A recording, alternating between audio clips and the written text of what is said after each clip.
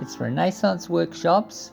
It's getting to be nighttime. This is take 2 of my first printing of on the Arab press. Buying and running an Arab. There it is.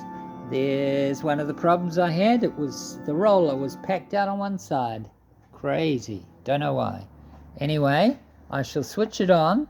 The lever is not engaged, so it won't print. It's just inking. And now when I throw this lever, it will print one print, and then I'll stop it.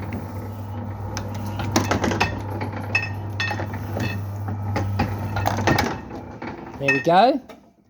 So it's a hand fed, so you can't be too quick to get it out. You must be quick. This is just stuck on with glue stick at the moment. Normally they have a holder spring, which I have not yet got. So in the middle of that is going to go a beautiful graphic, perhaps the one that I did, Wizard Seeks Help.